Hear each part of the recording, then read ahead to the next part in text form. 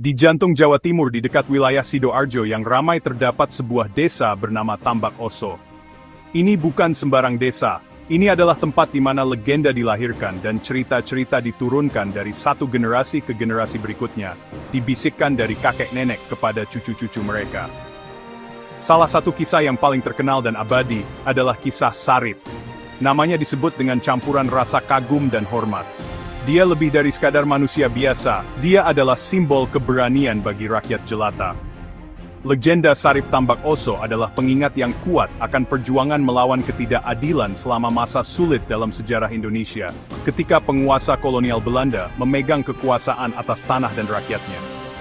Kisah Sarip penting karena menunjukkan kepada kita bahwa pahlawan bisa datang dari mana saja.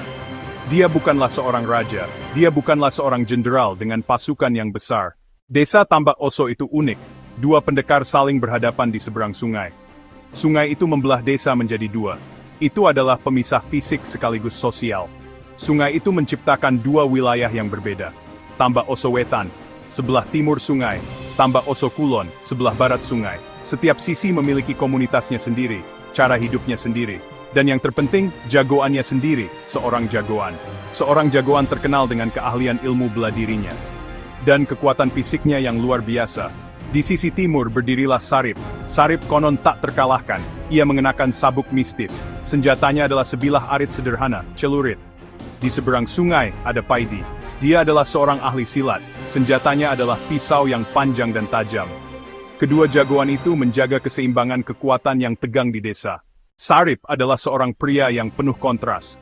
Bagi pemerintah kolonial Belanda dan para pejabat kaya yang bekerja sama dengan mereka, dia adalah seorang penjahat berbahaya, seorang buronan yang mengganggu kendali mereka.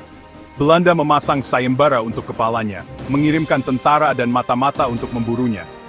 Dia adalah hantu yang tidak bisa mereka tangkap, duri dalam daging bagi mereka. Namun, bagi penduduk desa Tambak Oso yang miskin dan tertindas, serta daerah sekitarnya, Sarip adalah seorang pahlawan. Dia adalah Robin Hood bagi mereka, seorang maling budiman atau pencuri yang mulia. Dia sering merampok dari tuan tanah yang kaya dan tamak serta pejabat Belanda yang korup. Tetapi dia tidak pernah menyimpan hasil rampasannya untuk dirinya sendiri. Sebaliknya, ia akan membagikan uang, makanan, dan barang-barang kepada keluarga miskin yang berjuang untuk bertahan hidup. Dia akan muncul di tengah malam, meninggalkan sekarung beras di depan pintu keluarga yang kelaparan, atau memberikan koin kepada seorang janda yang tidak bisa membayar pajaknya. Tindakannya memberi harapan kepada orang-orang di saat putus asa. Konflik antara Sarip dan pihak berwenang mencapai puncaknya karena sebuah insiden yang melibatkan ibu tercintanya. Lurah Gedangan, seorang kepala desa setempat yang bekerja untuk Belanda, dikenal kejam dan tamak. Dia menegakkan hukum pajak kolonial tanpa ampun. Suatu hari, dia datang untuk menagih pajak dari ibu Sarip. Dia adalah seorang wanita tua miskin yang tidak punya uang untuk diberikan. Dia memohon kepada lurah, menjelaskan bahwa dia tidak punya apa-apa, tetapi dia menolak untuk mendengarkan. Dalam sebuah pertunjukan kekejaman tanpa hati, lurah memutuskan untuk menghukum ibu Sarip karena ketidakmampuannya membayar. Dia memerintahkan anak buahnya untuk mengikatnya di pohon nangka di alun-alun desa, membiarkannya terpapar terik matahari dan penghinaan publik. Kabar tentang kekejaman ini dengan cepat sampai ke telinga Sarip. Ketika dia mendengar bagaimana lurah memperlakukan ibunya, api amarah yang murni menyala di dalam dirinya. Bagi Sarip, penghinaan terhadap ibunya adalah kejahatan terbesar yang bisa dibayangkan. Melupakan semua kehati-hatian dan meninggalkan tempat persembunyiannya, dia bergegas ke alun-alun desa. Pemandangan ibunya yang renta terikat di pohon, lemah dan terhina, membuatnya dipenuhi amarah yang begitu hebat, hingga seolah mengguncang tanah yang dipijaknya. Tanpa ragu sedikit pun, Sarip menghunus celuritnya dan menghadapi Lurah Gedangan.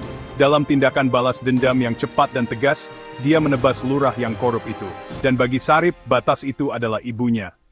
Tindakan berani Sarip membunuh Lurah Gedangan, mengukuhkan statusnya sebagai musuh nomor satu pemerintah kolonial Belanda. Dia bukan lagi sekadar pencuri, dia sekarang adalah seorang pemberontak yang telah secara terbuka membunuh seorang pejabat pemerintah.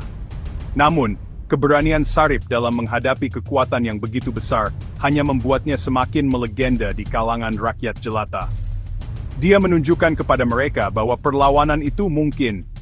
Kisah Sarip mengajarkan pelajaran moral yang mendalam tentang keberanian dan welas asih.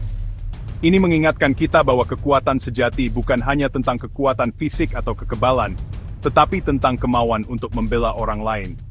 Sarip berjuang untuk kaum miskin dan lemah, membagikan apa yang dimilikinya, dan melindungi mereka dari ketidakadilan.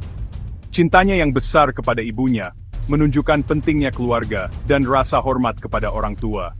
Dia adalah seorang pahlawan bukan karena dia manusia yang sempurna, tetapi karena dia menggunakan kekuatannya untuk kebaikan. Meskipun hidup, Sarip penuh dengan perjuangan dan bahaya yang terus-menerus, semangatnya tidak pernah bisa dipatahkan.